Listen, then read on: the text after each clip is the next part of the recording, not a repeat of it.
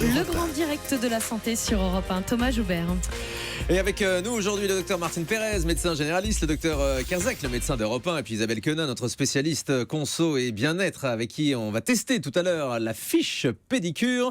Mais avant ça, docteur Martine Pérez, un des sujets de l'été est lié aux mauvaises odeurs corporelles, les odeurs de transpiration. C'est sûr que l'été, il fait plus chaud. Pendant des siècles, on n'a pas été spécialement très regardant sur ces odeurs, alors qu'aujourd'hui, elles sont considérées comme très incommodantes. Alors d'où viennent-elles? Comment s'en débarrasser? On va voir tout ça avec vous. Tout d'abord, d'où proviennent nos odeurs corporelles? Oui, alors il y a les odeurs de transpiration, il y a les odeurs de pied, il y a les odeurs de tenace sur les mains. C'est vrai que si l'été nous dégageons plus d'odeurs corporelles, c'est à cause de la chaleur. Alors il faut savoir que chacun a son odeur corporelle. Vous savez, c'est une sorte de carte d'identité quasiment, je dirais presque génétique. Les gens ont des odeurs qui vous conviennent ou qui ne vous conviennent pas. Et même le choix amoureux dépend, paraît-il, largement de l'odeur dégagée par la personne qui vous plaît ou qui ne vous plaît pas. Il y a des odeurs...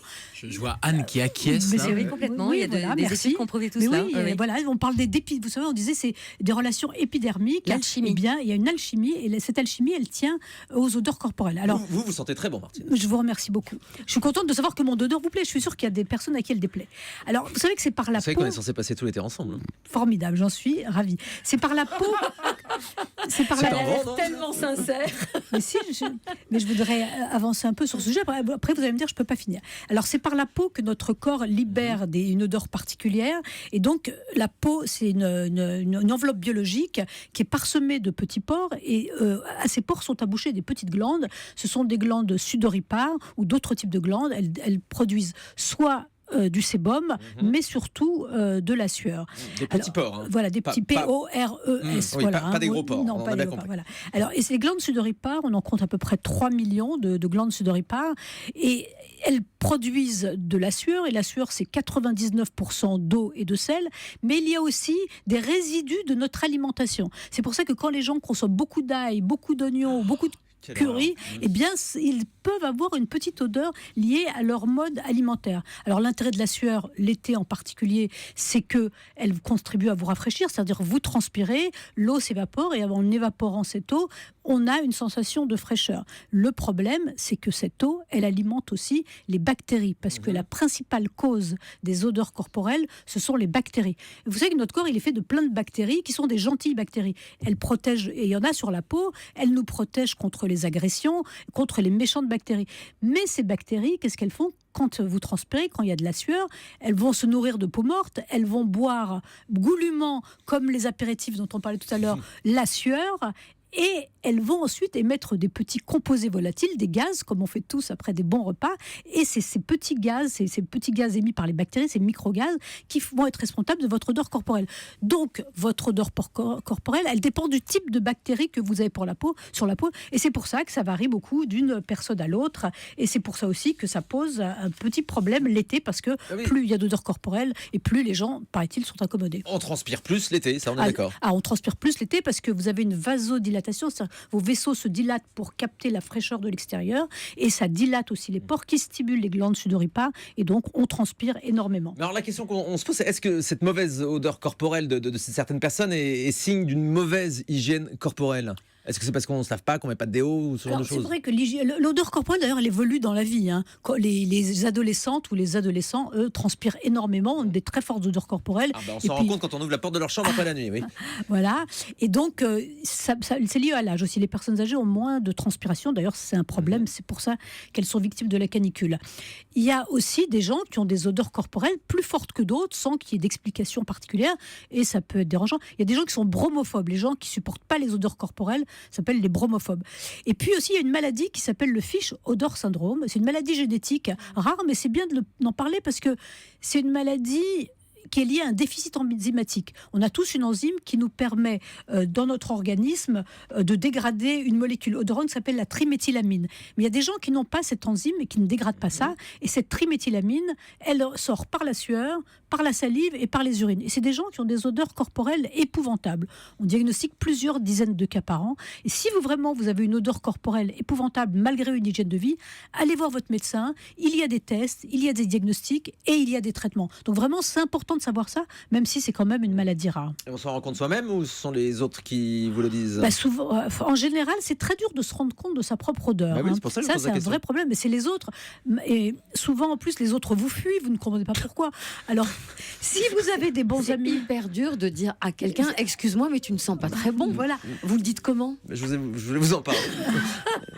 Parce que si dans le cas de cette maladie, c'est vraiment une odeur très particulière. Très particulière. Autant pour la laine, on n'arrive pas à sentir sa propre odeur, autant là sur la peau, il y a vraiment une odeur un peu de D'accord. poisson d'œuf qui est assez particulière. Mais on a Mais remarqué ça, c'est une que- vraie maladie. Hein. Ouais, c'est une vraie maladie. Mais si vous avez quelqu'un qui vous aime suffisamment dans votre entourage pour encourir votre courroux, dites-lui qu'il a une mauvaise odeur, dites-lui de se faire soigner. Je crois que vous lui rendrez service parce que les gens, tout le monde s'enfuit autour d'eux et ça pose vraiment un problème. Alors, comment est-ce qu'on lutte contre les mauvaises odeurs de transpiration? Alors, les mauvaises odeurs de transpiration, d'abord, l'été en particulier, moi, je suis pas une fan d'une hygiène. Je suis pas une fan. Il y a des gens qui se lavent 2 ou 3 ou 4 fois par jour. Surtout pas. Normalement, on se lave 1 fois par jour, ça suffit. Alors l'été, on peut peut-être. Oui, l'été après la plage. Après la plage. oui. On peut, oui, parce que.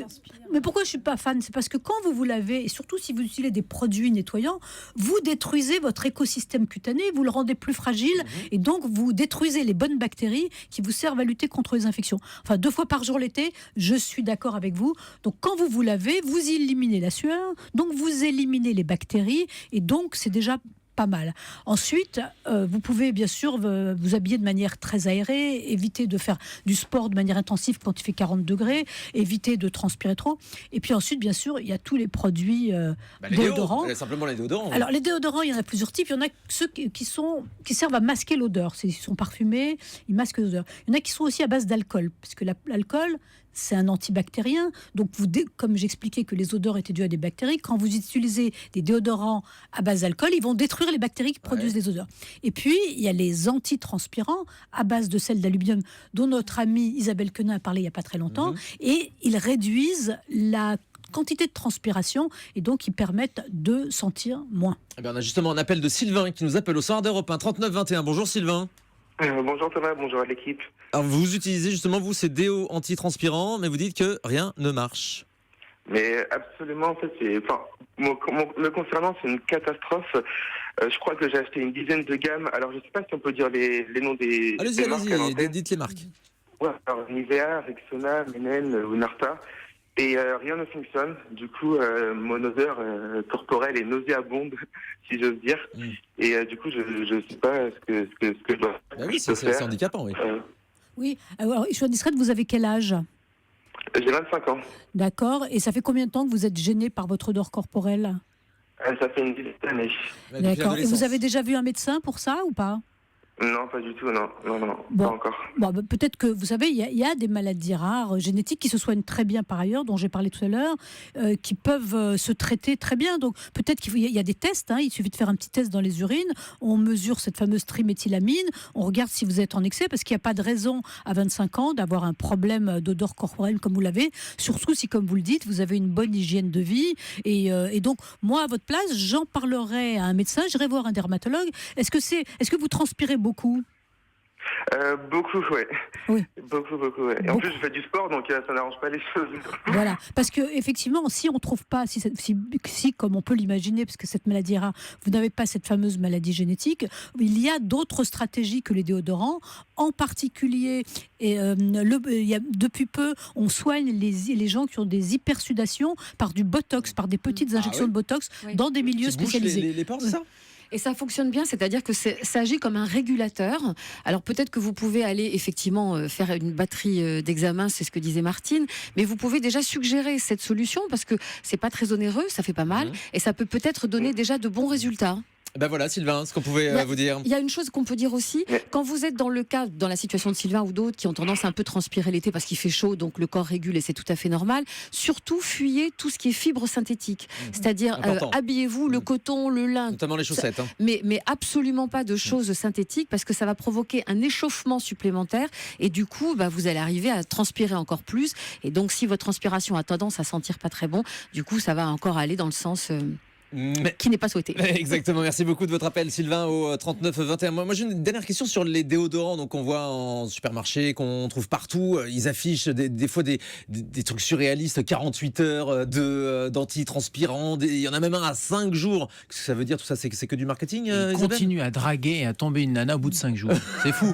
C'est ça? C'est comme ça que ça marche? C'est uniquement pour faire vendre finalement? Je pense que c'est pour faire vendre. Là, parce que je ne vois pas comment ça pourrait fonctionner, surtout sur 5 jours, comme vous le dites.